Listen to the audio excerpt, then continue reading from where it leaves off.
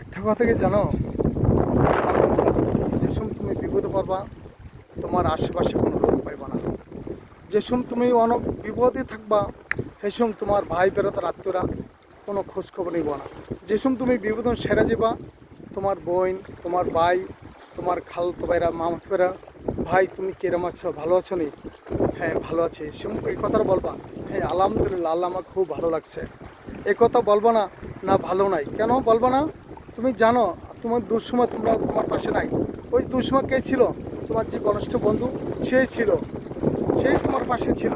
এখন বলছে দোস্ত লোক কটা টাকা লাগবে নাও, তুমি বাজার বাজার করো, চলো বেঁচে থাকলে একদিন দিব।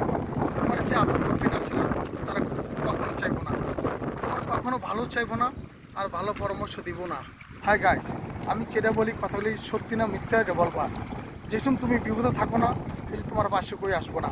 যে সময় তুমি একটু ভালো অবস্থা থাকো না আস্তে আস্তে তোমাকে ফোন দিয়ে জিগাইবো বাইক কেরম আছো, মামাতো ভাই কেরম আছো, হত ভাই কেরম আছো। আর যে সময় তুমি দুরবস্থা ছিল ওই জিজ্ঞাসা করে নাই। ঠিক আছে, যে সময় তোমাকে জিজ্ঞাসা করবো সেই সময় বলবো আলহামদুলিল্লাহ ভাই ভালো আছি, তুমি কেরম আছো। বাস, তুমি জানো আমি ভালো না খারাপ তোমারটা তুমি নিজে জানো।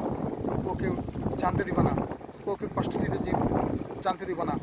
তোমার ব্যথা তোমার কাছে থাকবো। ঠিক আছে, তুমি শেয়ার করবে কেন তোমার বন্ধু বান্ধব জাতের সাথে?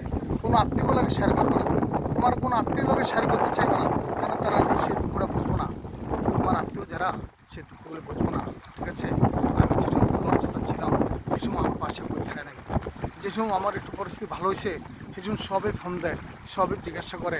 তাই আমি বললাম আলহামদুলিল্লাহ আমি ভালো আছি, আমার খোঁজখবর নিতে না।